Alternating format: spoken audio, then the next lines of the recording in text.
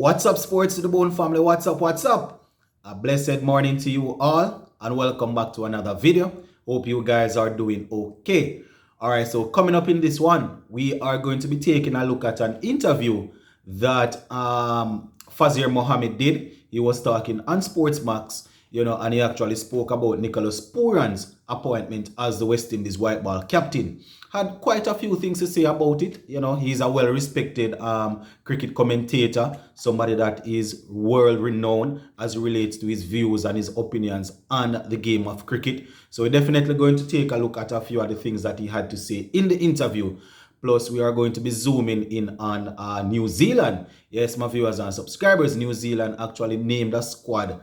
I think it was late last night into early this morning, a squad that will be playing England in 3 test matches. So we're going to take a look at that. We see where their captain, Kane Williamson, will be returning to international cricket after recovering from his elbow injury. No, he would have recovered from the elbow injury and is currently in the IPL. We're going to take a look at the squad that he will be leading. All right, so just hit that subscribe button, my peeps. You don't want to miss this. Hit that subscribe button. Make sure you like and leave a comment.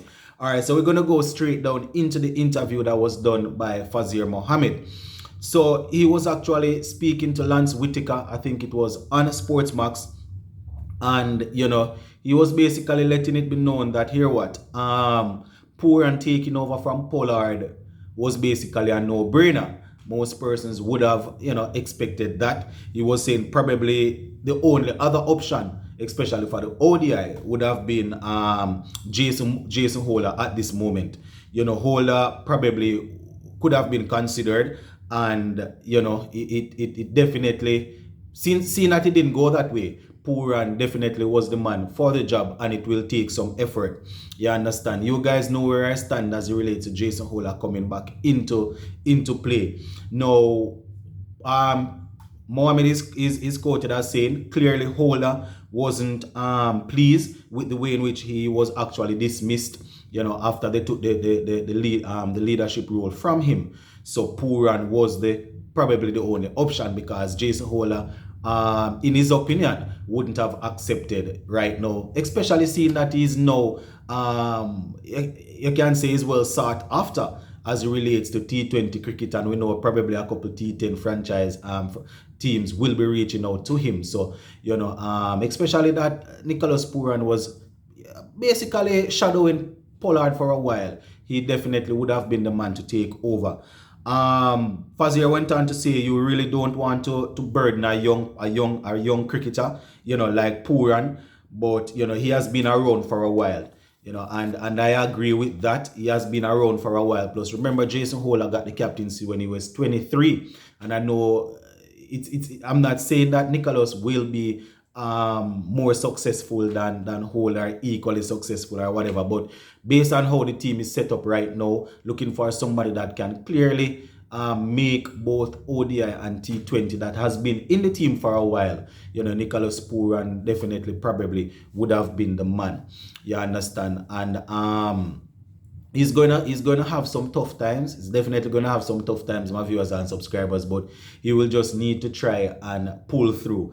Now, Fazir Mohammed went on to say, and I quote, he seems comfortable as a captain, not sure if it will take a toll on him eventually. So basically referring to when he would have filled in for Kieron Pollard. He seemed comfortable, seemed as if he's a natural leader. The way in which he led Guyana Amazon Warriors and so forth seems as if he's somebody that you can call a natural leader. So we don't know when he's functioning in the capacity now, or as a full-term captain, then all the off-field issues will come down on him alongside the on-field issues. You understand? We know West Indies is not like we're known for winning majority of the games. So that is something that will definitely come down on him, plus whatever is happening off-field. So he will definitely need to have a strong shoulder, a strong back to lead this team.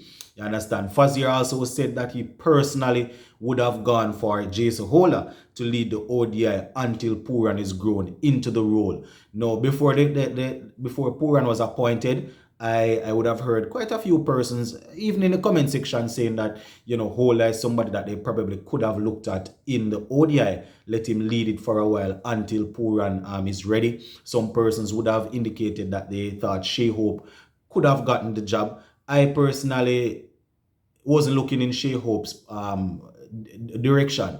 I haven't seen him at the regional level leading. Plus, when Pollard had to step out, because of injuries or whatever, it has always been Nicholas Pooran to step up. So I wasn't too sure if they would have just thrown Hope into the ODI role. So, Fazier went on to say, and I quote, Pooran is would have seen enough of West Indies losing, so that shouldn't put him under too much added pressure as it relates to the team losing a couple of games. He's definitely going to lose some games because the team is yet to be sorted. We're going to have a few youngsters coming in that they are going to be trying to transition over. So once we go up against some dominant teams, it's expected that at this time we're definitely probably going to lose a couple of the games. Now, Nicholas is tough mentally based on what I can think.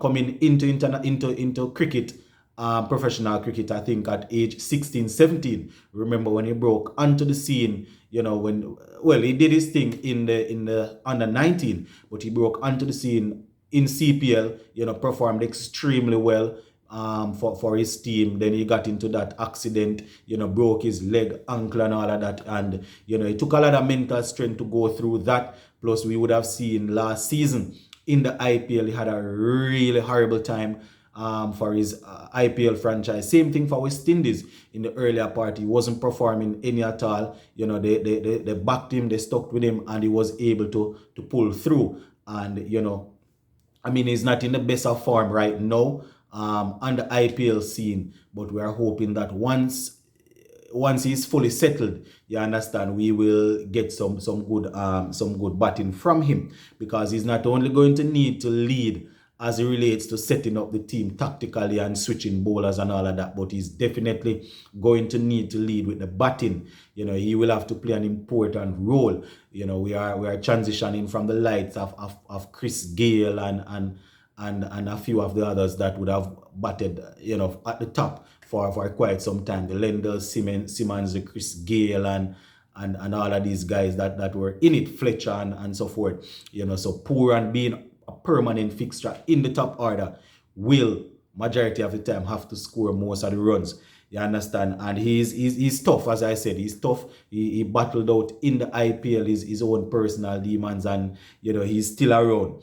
You understand? He has a big price tag on his head now as it relates to the IPL. So his team is still looking for him to come good. So he's used to the pressure. The added pressure of captaining though and dealing with off-field issues might take a toll. We just have to wait and see. It won't be a smooth transition. Definitely won't be a smooth transition for Nicholas. But he's there. So we just need to back him. I don't know how much we can do. We just can support them when the game is being played. But the persons that are in the position to back him, they just need to back him, give him the time, give him the opportunity to work his own thing on the field. That is how you will know if you are captain material. You need to be afforded the opportunity to do your work on the field, and trust your gut. You don't want people off the field telling you how to set up this, how to set up that. You have to trust the man to lead. So things will heavily depend on the performance of the first step of the first series. I think we play against Netherlands, and then we will have a couple more games, and then the World Cup. Definitely people are going to be looking out for the World Cup, especially with quite a few of the older guys, having played the last World Cup, and know that you have some persons that wanted some of these guys that are not performing to stay in the team. If we have a few younger guys, a new face team, to play in the upcoming World Cup and they don't perform too well, you're going to hear all of them crawling out from underneath the rock. Oh, better you did carry such and such. Oh, better we still had these players. But if they are not able to make the team now, it doesn't make any sense. You understand? Almost 100 white ball games I think he would have played for us. So, you know, it's definitely the right time as it relates to putting him into the role. As I said, he will have to grow into it. He will lose a couple, he will win a couple, and you know, then we can see where we go from there. As it relates to the players, he will definitely have to get the support from the players, especially those who are performing well in franchise cricket. So he will first have to find a way to try and motivate them, to try and get them, you know, to buy into the plan to want to represent West Indies. Quite a few of these guys, you know, they are over it as it relates to representing West Indies, you know, making commitments and not being able to really play their franchise cricket. Plus, I can understand when some of these guys don't want to make the commitment, because when you look at it, my viewers and subscribers, you see some of them put out their all and do what is asked of them, and they are still not selected. So a man going to always look out for his own best interest or his future. So one of the biggest things that he will have to do is to try and get some of these top guys that are performing at franchise level to bring the form over and to commit to West Indies cricket. So, you know, people like Sherman Hetmeyer that is doing his thing. Ravman Poyle hopefully will continue, and Alzari, Joseph, you know, and those guys. You know, they definitely will have to try and get these guys to buy into it. I mean, Alzari isn't a problem. Alzari seems he's always there. He's always ready to answer the West Indies call based on what I can see. He's more on the end of them not selecting him and not using him properly. That is usually the issue. So Nicholas will definitely need to try and get the players to buy into the plan of representing West Indies. You understand? So as I said, the Hetmeyer, the Evan Lewis and the Poyle, and you know, the Shepherd and Odin Smith, all of these guys, you know, they will have to improve. You know, don't get me wrong, I'm not saying that they're the finished product. They will have to improve. You understand? And I guess it's the same thing that Fazir is saying. These guys will have to improve. They will need to take the franchise form over to the West Indies and buy into the plan. So as I said, the first job will be against Netherlands.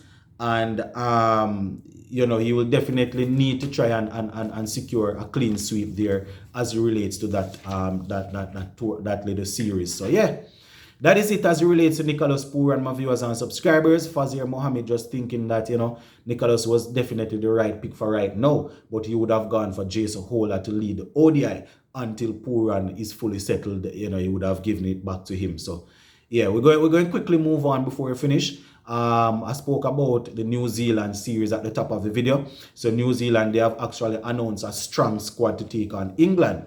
Now they have a three match test series against England. I think it will be starting in June, yeah man, next month. And Kane Williamson, the captain, he will be returning to action. You know, he hasn't been there, I think, since November, when he actually missed out because of an elbow injury. But those who are watching the IPL can see that he's fully back, he's functional, and he's doing his thing. So he will be expected to lead, you know, the 20 players there. I think there are about four uncapped players that will be taking part in well, that are named in the squad.